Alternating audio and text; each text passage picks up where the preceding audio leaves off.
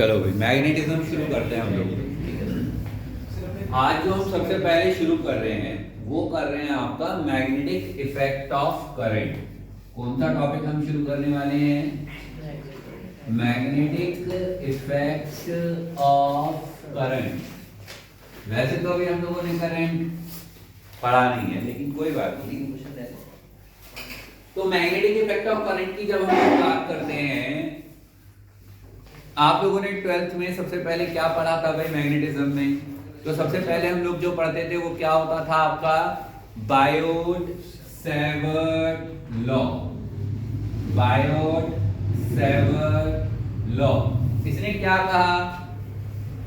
Biot-Savart law ने क्या कहा कि यदि किसी भी वायर में करंट फ्लो होती है, किसी भी वायर में जब करंट फ्लो होती है तो उसके चारों तरफ मैग्नेटिक फील्ड क्या हो जाता है आपका? डेवलप हो जाता है। ऑर्स्टेड एक्सपेरिमेंट था सबसे पहले, जिन्होंने बताया कि किसी भी वायर के चारों तरफ क्या होता है आपका? मैग्नेटिक फील्ड जो होता है वो आपका डेवलप हो जाता है। यदि कहीं पर जो हाई वोल्टेज करंट हमारे यहाँ वायर जाते हैं, जो गली मोहल्लों में सड़कों पे लगे होते हैं जिनसे बिजली आती है, तो उनमें भी हाई करंट फ्लो कर रहा है, वो हाई वोल्टेज के हैं। तो बाकायदा यदि आप कोई जो है ना लोहे का पीस लेके उसके आसपास लेके जाओगे तो आपको झंझनाहट शुरू हो जाएगी।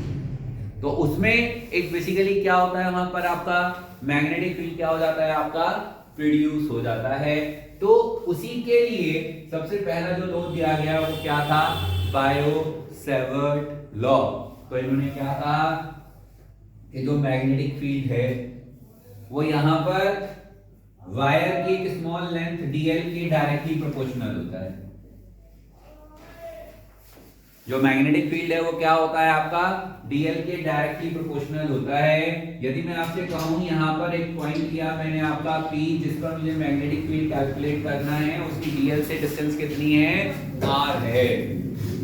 dl से उसकी डिस्टेंस कितनी है? r है। यहां पर ये एलिमेंट इसमें थीटा एंगल बनाता है, तो जो मैग्नेटिक फील्ड होगा वो करंट के डायरेक्टली प्रोपोर्शनल होगा, इस एंगल के साइन थीटा के डायरेक्टली प्रोपोर्शनल होगा और r स्क्वायर के इनवर्सली प्रोपोर्शनल होगा। r स्क्वायर के क्या होगा आपका? इनवर्सली प्रोपोर्शनल होगा।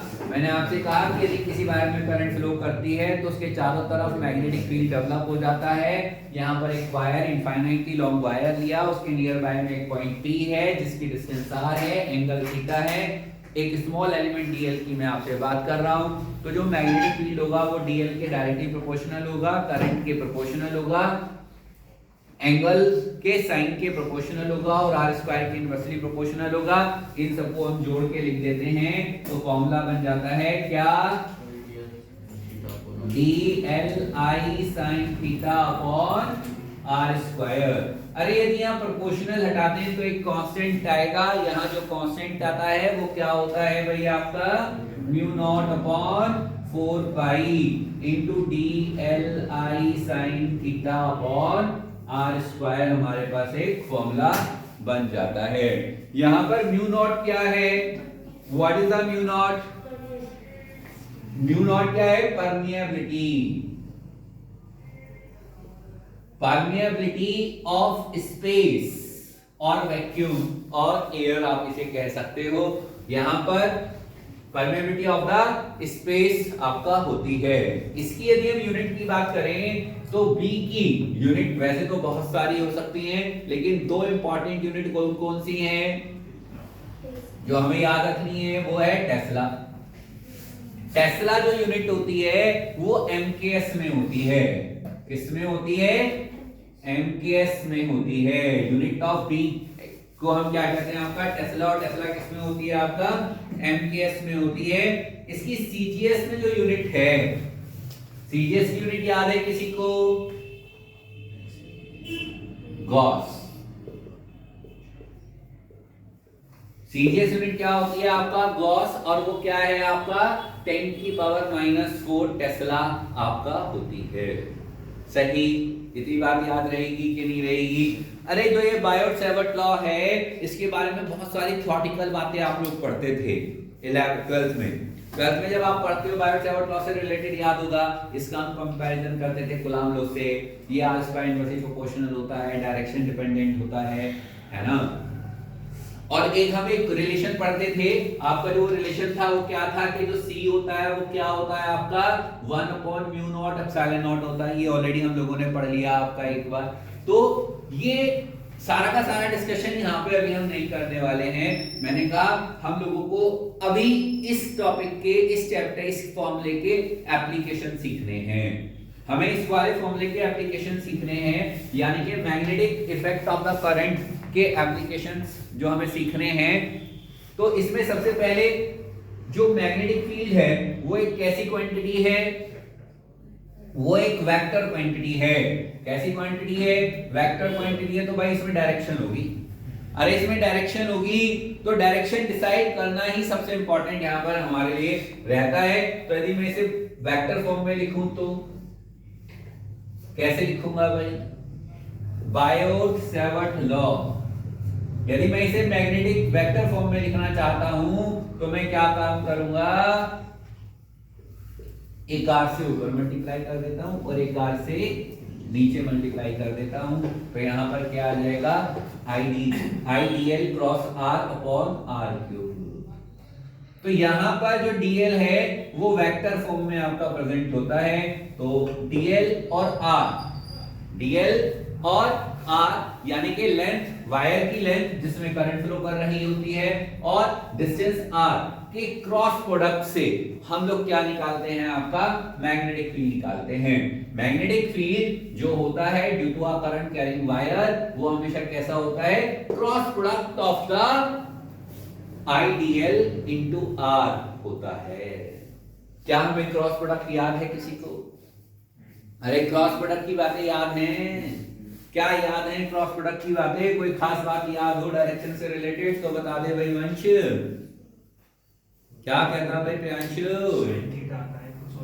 यदि DL क्रॉस R को हम सॉल्व करते हैं तो यहाँ पे sin थीटा आ जाता है, इसलिए मैंने यहाँ से sin थीटा हटा के यहाँ पे डायरेक्ट लिख दिया, DL क्रॉस R लिख दिया। ये तो कोई खास बात नहीं हो गई। चलो भाई चलो, अब डायरेक्शन निकालेंगे कैसे? डायरेक्शन जो निकालते हैं वो हमेशा किससे निकालते हैं? चार्टर रूल से निकालते हैं। चार्टर रूल से निकालते हैं। तो चार्टर रूल में क्या याद रखना है? चार्टर कौन से हाथ का जोर से लगेगा? सीधे हाथ का। तो सबसे पहले पेन बंद करके रख देना है। पेन को बंद करके रख देना है। अरे जो पहला वेक्टर है, पहला वेक्टर DL नहीं, करंट IDL। पहला वेक्टर है IDL, तो वो थंब उसकी डायरेक्शन में हम लाने का काम करते हैं। थंब कौन सा होगा? थंब किसकी डायरेक्शन में होगा भाई? इन डायरेक्शन ऑफ। और चार्टा मारने के लिए फिर फिंगर्स खोलने पड़ेंगे। जब फिंगर्स खोलेंगे तो बाकी सब fingers toward the point R की तरफ, R की डायरेक्शन में, यानी कि toward the point at which we want to calculate the magnetic fields. तो बाकी फिंगर्स कहां होंगी आपकी? Toward the point at which we have to calculate the magnetic field. और मैंने कहा तो उसके बाद जो चार्टा लगेगा, वो जो चार्टा लगेगा that is the direction of magnetic field. तो direction of striking palm from back। यहां जो वर्ड लिखे हैं, यहां जो वर्ड लिखे हैं, मान लो मैंने कहा थंब, अरे करंट ऊपर की तरफ जा रही है। यहां पे मैं बात कर रहा हूं, इसी डायग्राम में बात कर लेता हूं। करंट ऊपर की तरफ जा रही है। जब करंट ऊपर की तरफ जा रही है ऐसे, तो वहां पे निकालना है, पॉइंट हो गए ऐसे। तो मैंने जो लिखा है यहाँ पे हम क्या करेंगे? पीछे से इसको स्ट्राइक कराने का काम करते हैं। तो जो स्ट्राइकिंग डायरेक्शन है अंदर की तरफ, वो क्या है? अरे वो क्या है? डायरेक्शन ऑफ V होती है। अरे याद रखना, इसे अच्छे से ऐसे भी याद रख सकते हो कि डायरेक्शन ऑफ चार्टा, डायरेक्शन ऑफ चार्टा क्या कहलाती है आपका? डायरेक्शन ऑफ मैग्नेटिक फील्ड कहलाती है। देखो जरा समझो यहाँ पे, अरे करंट जा रही है ऊपर, यहाँ पे है पॉइंट P, तो हम जब ऐसे रखेंगे तो डायरेक्शन ऑफ चार्टा कैसे आएगी? Inside the board, inside the board. तो मैग्नेटिक फील्ड की डायरेक्शन कैसी होगी? अंदर की तरफ होगी। यहाँ पे इसे हम बेसिकली यदि हम बुकिश लैंग्वेज में बात करें तो इसे हम क्या कहते हैं आपका? Right hand palm rule. Thumb को in the direction of current करते हैं, बाकी फिंगर्स को टुवर्ड द पॉइंट करते हैं। जो डायरेक्शन ऑफ चार्टा आती है that will be the direction of the magnetic field होती है। क्या मेरी बात समझ में आई? बायो-सैवर्ट लॉ आप लोगों को समझ में आया कि नहीं आया? मैंने आपसे बहुत छोटी छोटी सी बातें की अबाउट द बायो-सैवर्ट लॉ। इसमें कोई दिक्कत यहां तक? बोल दो जल्दी से, आगे चलो। इसके बाद रब कर दूं, छापना तो नहीं है? अरे छापना कैसे? चलो भाई चलो आगे चलते हैं हम लोग। छापिए नहीं तो। मैंने आपसे कहा इस लॉ के हम लोगों को एप्लीकेशंस करने होते हैं, और एप्लीकेशंस के लिए जो भी 10 मिनट का डिस्कशन है वो आपका पढ़ा हुआ पहले से 12th में सबसे ज्यादा आप उसे पढ़ते हो। बस यहाँ पे उसके डायरेक्ट कंक्लूजन्स हम लोगों को याद कर लेने चाहिए। यदि हम उसके डायरेक्ट कंक्लूजन्स याद कर लेते हैं तो यहाँ पे बहुत सारे क्वेश्चंस क्या हो सकते हैं आपका? सॉल्व आसानी से हो सकते हैं। सबसे पहली बात, अरे भाई एक स्ट्रेट वायर, अरे सीधा सीधा वायर, उसमें करंट बह रही है I, यहां से कुछ डिस्टेंस R पे पॉइंट है P, तो मेरे को मैग्नेटिक फील्ड बताना है, मेरे को मैग्नेटिक फील्ड बताना है। तो यदि आप लोग याद करोगे तो 12th में हम इसका पूरा का पूरा डेरिवेशन करते थे, अच्छे से रटा भी होता था। तो यहां से एक लाइन ऐसे ड्रॉ करते हैं, फिर एक ऐसे ड्रॉ करते हैं, यहाँ पे ये वाला एंगल θ1, ये वाला एंगल θ2, ये वाला एंगल अल्फा, ये वाला एंगल बीटा मान लेते हैं। तो फिर इसके बाद पहले हम एक छोटा सा एलिमेंट लेते थे, उसकी वजह से मैग्नेटिक फील्ड निकालते हैं, फिर पूरे की वजह से हम उसको इंटीग्रेट कर देते हैं, तो नेट मैग्नेटिक फील्ड आ जाता है। डेरिवेशन टफ होता था, छोटा सा मैथमेटिक्स लगता था। मैथमेटिक्स लगने के बाद जो फॉर्मूला बनता था वो फॉर्मूला क्या होता था? B = μ0 upon 4 pi I upon R into sine alpha upon sine beta. अरे क्या बोलता अर्जुन, याद आ गया क्या फॉर्मूला? बोल दे, याद आ गया, मुझे पढ़ाई नहीं। अरे बोल दो भाई, साइन अल्फा और साइन बीटा एक खास बात है याद रखने की।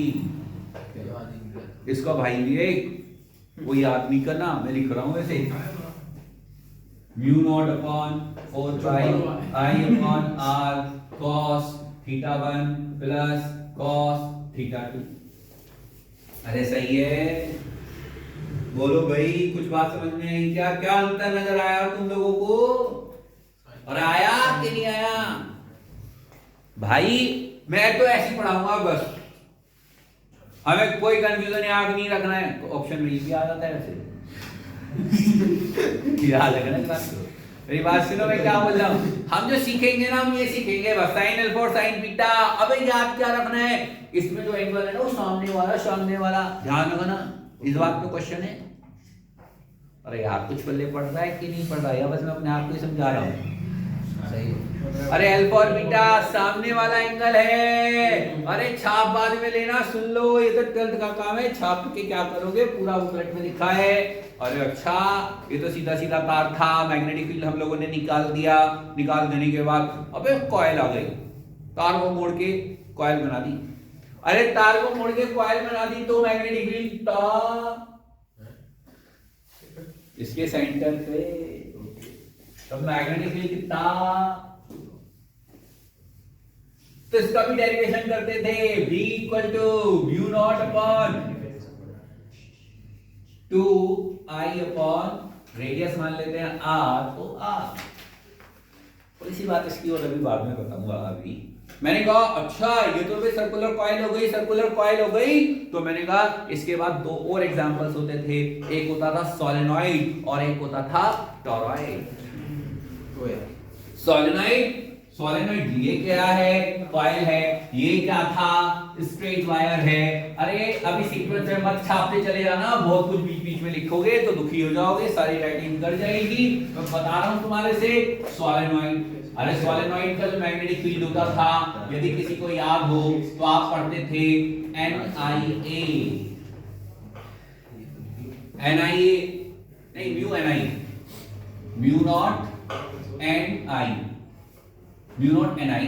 और टॉरॉइड में भी हम सेम फॉर्मूला बनाते थे, B equal to mu naught NI। किसी को याद आ रहा है टॉरॉइड क्या था? पहले सिलेबस में नहीं था, एनसीईआरटी में था, लेकिन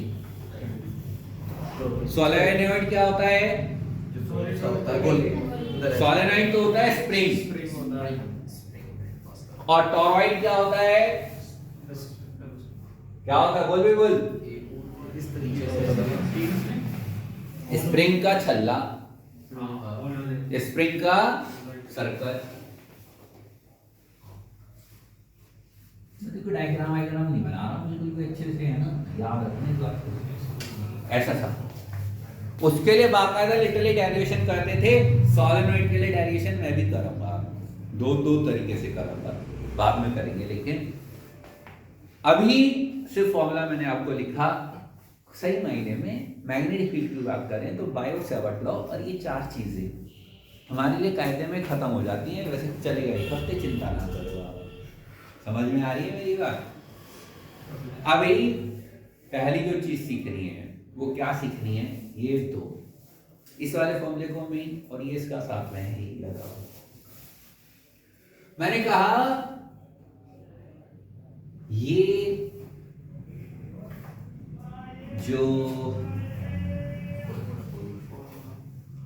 जो फॉर्मूला है तार का, magnetic field due to straight wire, sine zero की वैल्यू कितनी होती है भाई? साइन जीरो की वैल्यू जीरो। सोचो, वायर इनफाइनाइटली लॉन्ग हो तो दो खंभों के बीच में तार लगाए,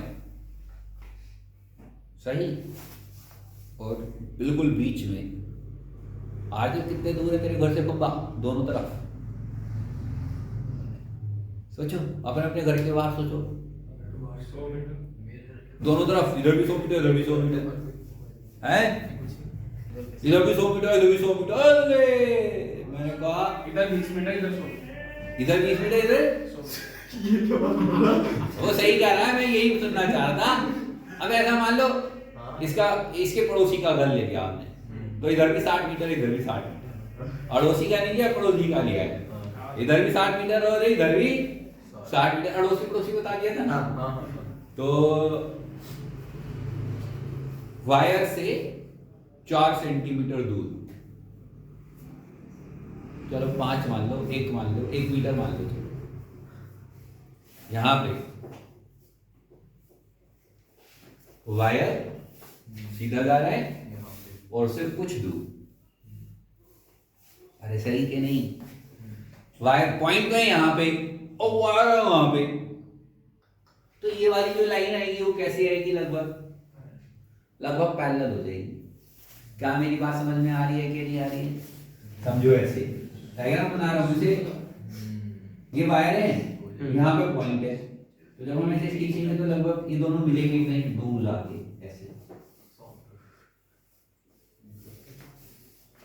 अरे यस और नो, ऐसा सही तो बनेगा डायग्राम। अरे यस और नो भाई, तो ये वाला एंगल अल्फा लेना है, अल्फा बीटा, तो ये 90 डिग्री है कि नहीं है? अरे यदि वायर इनफाइनाइटली लॉन्ग हो तो एंगल कितने होंगे? फर्स्ट केस इनफाइनाइट, ये ही समझना है। मैं डायरेक्ट फॉर्मूले लगाऊंगा फिर सब कुछ ऊपर से उड़ जाएगा, वरना इनफाइनाइटली लॉन्ग वायर है तो alpha equal to beta equal to 90 degree sine 90 sine 90। Sine 91 sine 91 1 plus 1 2 2 से 2 4 काट दिया तो v equal to mu naught upon 2 pi I upon r. मैं डायरेक्ट फॉर्मूला लगाऊंगा आगे से, और इनफाइनाइटली लॉन्ग वायर है। अरे मेरी बात कुछ कुछ समझ में आई कि नहीं आई? मैंने कहा 20 मीटर, तो इसके इधर वाला अड़ोसी, इधर वाला अड़ोसी नेबर में जो रहता है, अब वो क्या है, वो कहां है? बिल्कुल खंभे के सामने। अरे यस और नो, खंभा उसके घर के सामने लगा है कि नहीं लगा?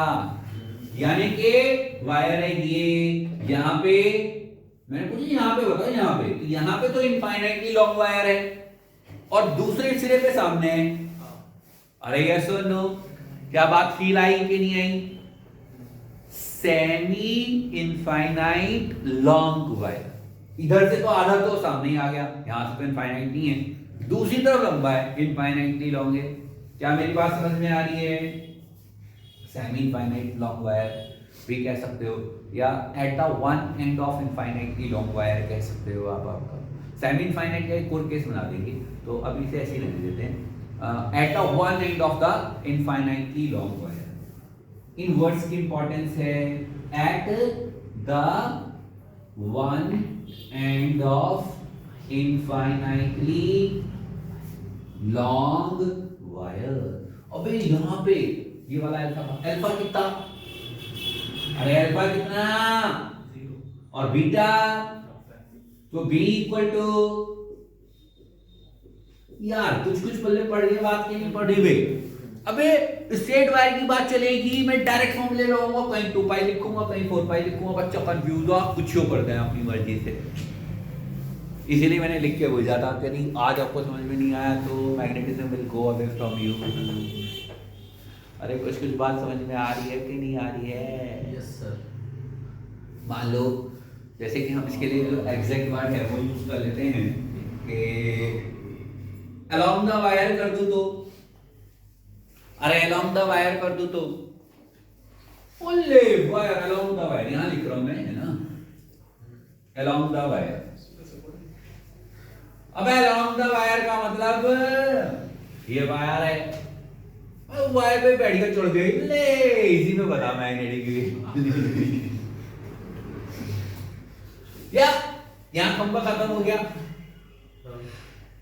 अब यहां पे बिल्कुल इसके सीधे में नो एंगल, अरे बोलो रे, तो मैग्नेटिक फील्ड कितना? वायर की सीध में एंगल 0, तो सब कुछ 0। क्या बात! सेमी इनफाइनाइटली लॉन्ग वायर, एक तरफ मतलब जब हम इनफाइनाइटली लॉन्ग वायर बनाते हैं तो ऊपर नीचे डॉटेड लाइंस ड्रॉ करते हैं, समझ में आ रही है ना बात? यहाँ पे जैसे यहाँ कर देते हैं। सेमी इनफाइनाइटली लॉन्ग वायर का मतलब क्या है कि तो इनफाइनाइट पे जा रहा है, लेकिन आरजो के घर के बाहर, आरजो कह रहा सबके अड़ोसी पड़ोसी की बात कर ली, मेरी बात ही ना कर ले। अरे तो 20 मीटर दूर था एक तरफ, यहाँ पे तो ये तो डिफाइन हो गया, यहाँ तो एंगल आएगा और यहाँ पे 90 डिग्री आएगा। अरे यस और नो, तो अल्फा है और बीटा 90 डिग्री है, तो उस फॉर्मूले में रखेंगे तो mu naught upon 4 pi I upon r into sine alpha plus 1। क्या मेरी बात कुछ कुछ समझ में आई? जो मैग्नेटिक फील्ड है due to a straight wire, कहां कौन सा फॉर्मूला लगाना है अगले 2 क्लासेस में, बस हम यही सीखने वाले हैं। R only r, that is the derivation से आर आता है। बायोट सेवर्ट लॉ में r² है, बाकी सब जगह पे r रहेगा आपका। अब मैंने आपसे क्या कहा, ये चारों फॉर्मूले याद होने चाहिए। सुनो, ये straight wire infinitely long, mu naught upon 2 pi I upon r. क्या उल्टा है रे? वायर में पाई है और सर्कल में पाई नहीं है, बस इतना सा अंतर है। इनफाइनाइटली लॉन्ग वायर में याद करने के लिए। अरे मेरी बात समझ में आई कि नहीं आई आपको? सर्कल में पाई नहीं, सर्कल में हमेशा पाई आता है ना, एक सर्कल के साथ पाई बना होता है हमारे दिमाग में, पार्टिकल सर्कल में चल रहा है तो पाई एंगल पे घूम रहा है तो 2 पाई आर उसका एरिया होता है। तो पाई का उल्टा खेल है, वहां पाई है यहां पाई, फॉर्मूला यही है। अरे ये किसकी वजह से है? ये किसकी वजह से है? Current carrying circular coil of radius R की वजह से है। अरे मैंने कहा सर्कल ही आधा, अरे सर्कल आधा तो मैग्नेटिक फील्ड आधा, सर्कल आधा तो मैग्नेटिक फील्ड, यानी कि कैसे निकालेंगे जी आर को? तो अभी मैंने कहा मेरे पास तो ऐसे था, थीटा एंगल की आर क्या है तो मैग्नेटिक फील्ड बताओ। तो कैसे? मैंगो एग्जांपल, अरे 360 पे इतना, 2 पाई पे इतना, तो 1 पाई पे इतने एंगल पे कितना, इतना और कितना। आई बात समझ में कि नहीं आई? अरे बोलो रे, अरे इतना और कितना। मैंने कहा तुम्हारे से मैग्नेटिक फील्ड कितना कितना, अरे कितना इतना। अरे आया समझ में? तो म्यू नॉट अपॉन 2 आई अपॉन 2 पाई का इतना होता है तो थीटा का कितना होगा? बुकों में लिखा होता है mu naught upon 4 pi I upon R into theta. अब बच्चा कंफ्यूज, ये 2 थीटा कहां से है? 4 पाई कर देते हैं, कहीं पर 4 पाई कर देते हैं, कहीं 2 ले लेते हैं, कहीं 2 पाई ले लेते हैं और बस हमें दुखी कर दिया। अरे समझ में आ रही है बात कि नहीं आ रही है? ये कहां बातें चल रही थी? कहां बातें चल रही थी? सर्कुलर कॉइल के सेंटर पे।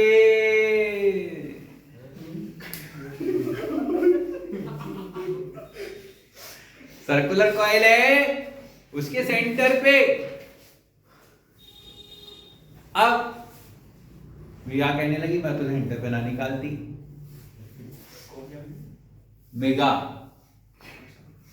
मैं तो सेंटर पे ना निकालती। अब बताओ सही, उसके लिए फिर एक नया आर्टिकल था, यदि सेंटर पे क्या है आपका, यहाँ पे कॉइल मान लेते हैं, कॉइल का सेंटर था तो उन्होंने कहा इस एक्सिस पे कहीं पे भी सर्कल है ना, अरे सेंटर था तो यहाँ बता दे, अब दिख जाएगा यार, यहाँ पे बताओ। तो यहाँ कैसे निकालूं? तो एट द एक्सिस, इसके लिए अलग से डेरिवेशन करते थे, इलेक्ट्रिक फील्ड में भी आता है और यहाँ पर भी आता है। इसका दूसरा पार्ट शुरू होता है एट द एक्सिस। ये था magnetic field at the centre, ये था ड्यू टू द आर्क, ये है एट द एक्सिस। तो एक्सिस पे जो मैग्नेटिक फील्ड होता है वो होता है म्यू नॉट अपॉन 2। तो आपका अपना है ही, जाना पहचाना है कि नहीं है? आई आर स्क्वायर अपॉन, ये रेडियस ऑफ सर्कल है। और सोचो सोचो सोचो, सुनो सुनो सुनो सुनो, yes sir, radius of circle और ये वाली डिस्टेंस बाहर, तो ये भी कुछ ना कुछ होगा। हमने बुकलेट में एक्स लिया है, वाई लिया है, हमने बुकलेट में क्या लिया है? एक्स लिया हुआ है, एक्स। तो यहां क्या हो जाएगा? R square plus X square की पावर 3/2। और यदि नंबर ऑफ टर्न ज्यादा है तो यहाँ पे लगा देना, नहीं है तो मत लगाना। क्या मेरी बातें कुछ कुछ समझ में आई कि नहीं आई? आप लोगों को फॉर्मूले से रिलेटेड बोल दो रे जल्दी से। इसके बहुत सारे स्पेशल केसेस थे तो वो हम नहीं करेंगे, क्वेश्चन में ही करेंगे। बुकलेट में लिखे हुए हैं, डायरेक्टली पढ़ लोगे एक बार, मर्जी आपकी। हाँ भाई, हमने कहा राइट हैंड पाम रूल। क्या सबका सीधा हाथ सही है? राइट हैंड का मतलब सीधा हाथ होता है तो पता है ना क्यों भाई? अच्छा पता है। तो देखो हमारे पास एक इनफाइनाइटली लॉन्ग वायर है, या छोटा वायर है बड़ा वायर छोड़ो, अभी इनफाइनाइटली लॉन्ग छोड़ देते हैं। मेरे पास स्ट्रेट वायर है। अब इस वायर का एक पॉइंट लिया मैंने P, दूसरा पॉइंट लिया मैंने Q, तीसरा पॉइंट लिया मैंने R। अब इस पे मैग्नेटिक फील्ड बताओ, पी पे बताओ। Find the magnetic field at P. Direction बताओ किधर को होगा।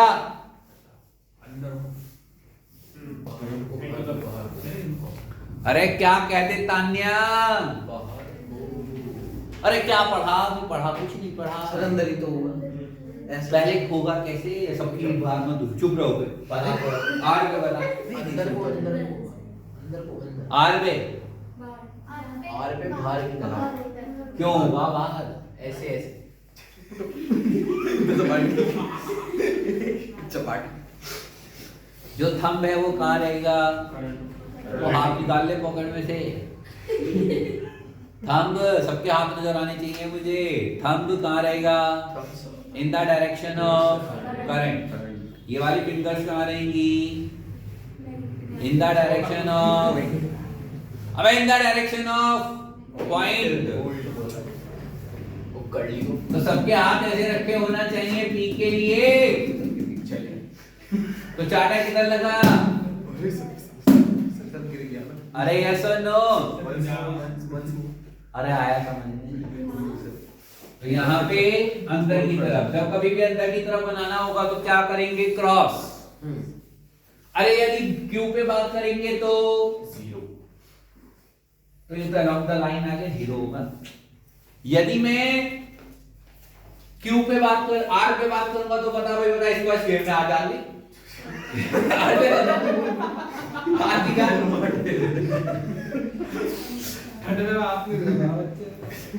सीधे सीधे हाथ ऊपर करके दिखाओ। कर्लिंग नहीं है, चाटा ऐसे। तो चाटा कहाँ लगा? बाहर। कर्लिंग वाला कॉन्सेप्ट मतलब है ना, मैं गलती कर दूंगा। अरे चला ले हाथ, पेन रख दे, दिखा हाथ चला के जल्दी से, पेन नीचे रख। अरे करके दिखाना है, करके दिखा जल्दी से। फिर अगला बता दिया और ना, मैं बता रहा हूँ फिर। चल सुरेश ले। आज जब कभी भी इनसाइड बाहर की तरफ होगा तो हम डॉट लगाएंगे। ओए अब की बार कोई नहीं बोलेगा बे, अब की बार सिर्फ रूपाली बोलेगी। ये ले सर्कल है, यहाँ पे करंट वैली है ऐसे। अब बता इसके सेंटर पे कहाँ होगा? रूपाली बोलेगी मतलब। अब बता जल्दी से कैसे होता है? रख पेन नीचे को। अब बता कैसे होगा, किधर को होगा, कैसे होगा? मैं ये पूछ रहा हूं। तो कहीं अंदर या बाहर? हाँ भाई बोल बोल, स्पष्ट। तानिया हो गया तेरा, पता लगा कैसे किधर होगा, कैसे होगा? मैं ये तो पूछ रहा हूँ। करंट की डायरेक्शन में ला थंब ले क्या? ये करंट की डायरेक्शन यहाँ पे मेरा क्या? करंट की डायरेक्शन में थंब सही है। अब फिंगर कैसे? क्यों? सोच, जो आए तो सोच सोचो भाई। हाँ पे दिखा जो कैसे? ऐसे। हाँ ऐसे ऐसे। अरे ऊपर वाला हमेशा जब कभी भी सर्कल होगा, आजब की बहुत बात चल रही है आजकल, अब की बार आजब भी बताएगा ये बात। आजब मैंने कहा ये सुन लो, लड़की नारायण को सुनते नहीं हो। मैंने कहा जिधर भी जिधर करंट उधर। सर्कल के लिए हमेशा अपने दिमाग में एक पॉइंट फिक्स कर दो, या तो ऊपर वाला या नीचे वाला। यदि दोनों जगह लगाया तो गलती करोगे 100%। मैंने कहा ऊपर वाला पॉइंट फिक्स कर लेते हैं। ऊपर वाला गया तो अब पॉइंट नीचे आ गया कि नहीं आ गया? तो आया मेगा समझ में? वैसे क्यों आएगा? अब ऐसे क्यों आएगा? अब तो ऐसे आएगा ना जब मैं ऊपर वाला पॉइंट ले रहा हूं। तो क्या मेरी बात समझ में आई कि नहीं आई? तू बोल सोनाली, बोल। और फिर यहाँ पे रखा है ना, पॉइंट नीचे है या ऊपर है? ये वाली फिंगर्स कहाँ जाएंगे? Toward the point. अरे कुछ आई बात समझ में रूपाली? तो करके तो दिखा हाथ से।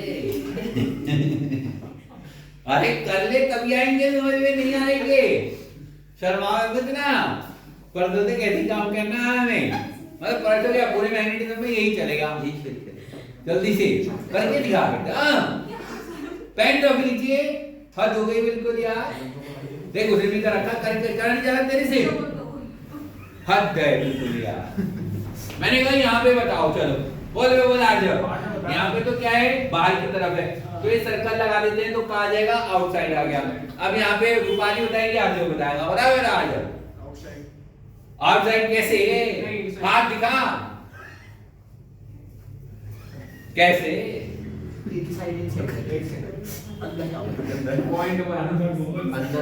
अंदर होगा। तो वह नहीं करना, मैंने कहा ना रूपाली कैसे होगा, अंगूठा कहाँ रखना है, मैं तो बता रहा हूँ करंट की डायरेक्शन और फिंगर्स कहाँ रखनी है, याद कर ले जो भी बता रहा हूँ मैं, अब छोड़ने का नहीं है आज। फिंगर्स कहाँ रखनी है, अरे सुन, करंट एक कहाँ है, यही। अब इसके सामने देखेगा ना, देख किधर, आर्जव पॉइंट के सामने करंट। यहाँ पे सर्कल का हिस्सा ले लो एक छोटा सा, तो करंट किधर है, ऊपर की तरफ। अरे करंट ऐसी जा रही है कि नहीं जा रही है, और करंट जब ऊपर जा रही है तो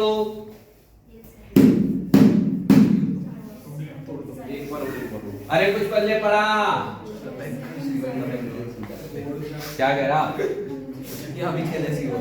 अरे कुछ आया समझ में कि नहीं आया यार, बोलते नहीं तुम लोग, बात ही नहीं करोगे, सुन लो। आगे चले, एक दौड़ दे दो इसमें खेला है क्या? ले पहले तान्या को जाते समझ में आ गया, तान्या यहाँ पे बता, वाह तान्या यहाँ पे बताया, आराम से हाथ भी करके दिखाना है। बोलो प्रियांशु, तेरा पहला वाला गलता कौन सा? Inside outside inside. अरे इसके सामने वाला पॉइंट ये है, करंट कैसे जा रही है, इनसाइड थंब ऐसे हो गया,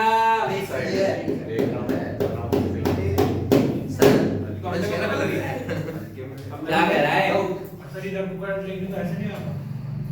ये बात है, ज्यादा ये कम तो इसमें से घटा देगा तो ये बच जाएगा। अभी बताऊंगा बाद में, चिंता ना करे, अभी फिलहाल से उसकी डायरेक्शन की बात समझ। जब बाहर निकाल रहे हो तो उसके पास वाला पॉइंट लोगे। अबे कुछ पल्ले पड़ा कि नहीं पड़ा, अभी बहुत सारे क्वेश्चन करो, चिंता मत करो। गलत किसका? 35-40 प्रियांशु कह रहे थे मेरा गलत, क्या गलत कह रहे थे ना, भी हुआ था गलत ऐसे ही है। होता है दूसरे बच्चे कॉपी ना करे। अरे आ रहा है कुछ समझ में, याद तो ऐसी बात कर सोचते रहो, करते रहो बेटा, कर दो कर, इसी से आएगा। जिसने थंब फिंगर नहीं मूव कराए समझ में नहीं आएगा, बता रहा हूं। ऐसे करंट जा रही है, आई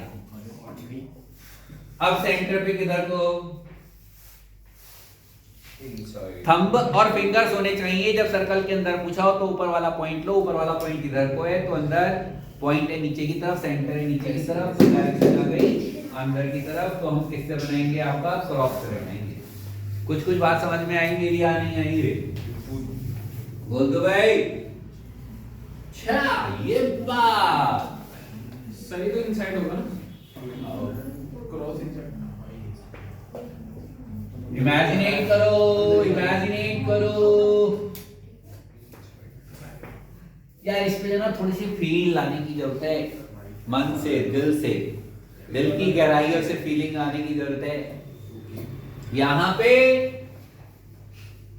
इस पॉइंट की बात चल रही है, ये पॉइंट है P, तो आई बैरियर मैंने यहां पे दे दिया एंटी क्लॉकवाइज। तो सिचुएशन कैसी बनी,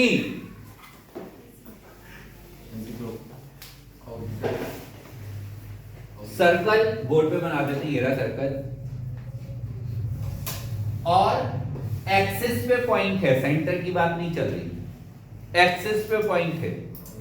जो 12th का डेरिवेशन होता था उसकी यही खास बात होती थी समझने की, जो 12th में ज्यादातर बच्चों को समझ में आती नहीं।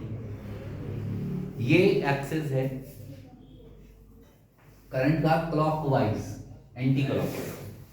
तो करंट कैसे चल रही है, करंट कैसे चल रही है, ऐसे चल रही है, ऐसे ऊपर वाले के हिसाब से। एंटी क्लॉकवाइज चल रही है ना ऐसे। जहां मैं खड़ा हूं, मेरा जो चेहरा है सुंदर सुंदर सा, वो क्लॉकवाइज मान सकते हो आप। उसमें सर्कल सर्कल में क्या जा रही है? करंट फ्लो कर रही है। वो करंट कैसी है? एंटी क्लॉकवाइज है। उसमें क्लॉकवाइज बना रखा है। सामने मोबाइल पे पॉइंट है, वहां मैग्नेटिक फील्ड की डायरेक्शन बतानी है। तो थंब ऊपर वाला पॉइंट इतना पसंद है मुझे सर्कल में हमेशा, तो एंटी क्लॉकवाइज ऊपर वाले पॉइंट के हिसाब से जा रही है। तो ऊपर वाले पॉइंट के हिसाब से जब हम निकालेंगे तो डायरेक्शन कैसी आएगी? ऊपर, मतलब जो लाइन सर्कल से लाइन उस पॉइंट को जोड़ती है उसके परपेंडिकुलर, उसके 90 डिग्री पे। परपेंडिकुलर का मतलब यहाँ पे क्या है? 90 डिग्री। चाटे की जो डायरेक्शन आएगी वो क्या आएगी? 90 डिग्री। कुछ इस तरीके से आएगी। तो मैग्नेटिक फील्ड जो आएगा वो क्या आएगा? इसे मैं कह देता हूं आपका ए बी। तो ये हो गया डी बी ए बी। कुछ पल्ले पड़ रहा है कि नहीं पड़ रहा है मेरी बात? अभी मैंने कहा इसी पॉइंट पे नीचे से जो इसको ज्वाइनिंग लाइन है, सरकमफेरेंस से जोड़ेंगे हम, तो जो नीचे से लाइन जाएगी वैसे तिरछी होगी, ये वाली लाइन होगी इस तरीके से। अब इस पे करंट कहां फ्लो कर रही है?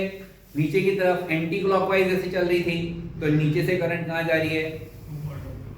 ऊपर की तरफ, आगे की तरफ बढ़ रही है। तो हमारी करंट का जो थंब होगा वो कैसा होगा? आपका थंब इधर की तरफ होगा। और फिंगर्स कहां लाने हैं? उस पॉइंट की तरफ। तो पॉइंट की तरफ कैसे आएंगे?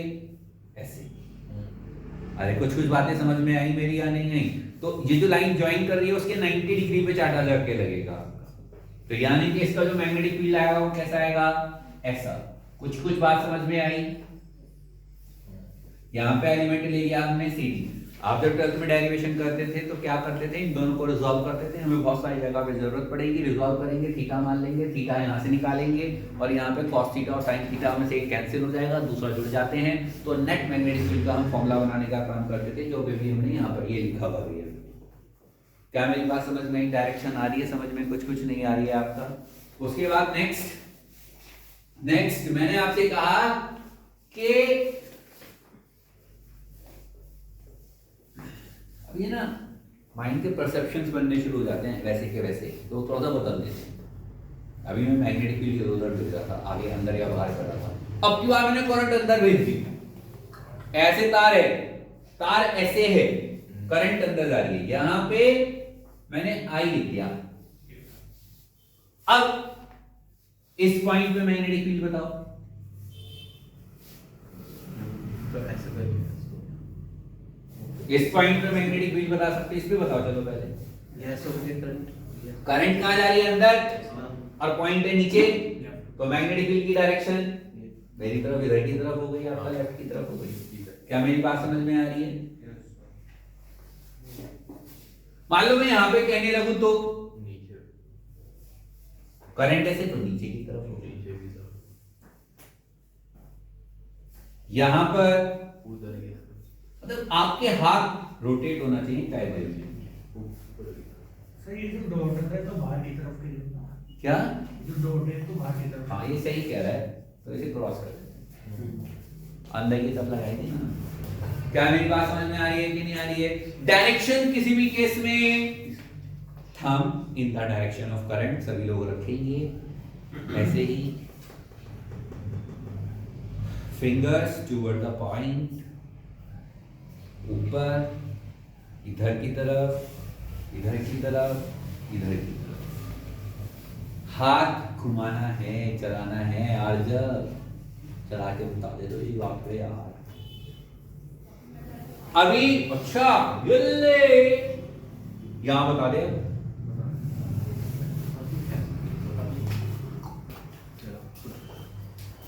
क्या कहती मेगा? यहां से परपेंडिकुलर इस वाले पॉइंट पे आउटसाइड क्या करंट ऐसे है थंब और इस लाइन को ऐसे जोड़ रहे हैं, तो इसके 90 डिग्री पे डायरेक्शन आएगी, वो कहां आएगी? 90 डिग्री में। तो 90 डिग्री पे क्या आएगी? तो कैसे? ऐसे और ऐसे। अरे यार सुनो, कुछ बात समझ में? अरे क्या डिस्कशन चल रहा है मुझे बता दो। उसमें सर जो आपने डायरेक्शन बना रखी है वो थोड़ी गलत बना रखी है क्या? क्योंकि वो तो ना ऐसे क्लॉकवाइज हो गई ना। मतलब वो डिपेंड करता है किधर को नजर आए। हाँ ये कह सकते हो तुम, क्योंकि वो इसलिए- दोनों ही तब नजर आती है जब सोचने बैठ जाओ तो, बस अंतर इतना है। हम इससे करके देख रहे थे। उसमें आपको, इसलिए मैंने वो ऊपर लिखा, आपको लिखे हुए के हिसाब से बात करनी है। यदि करंट एंटी क्लॉकवाइज मूव कर रही है तो किधर बनेगी? हाँ ठीक सही है ना? सर्कल से बिल्कुल सही वही इमेजिनेट करना है, दिमाग में बैठा के रखना है। हाँ सही बात। क्या मेरी बात समझ में आई? यहाँ तक कि छापने का मैंने जल्दी से छापो फटाफट।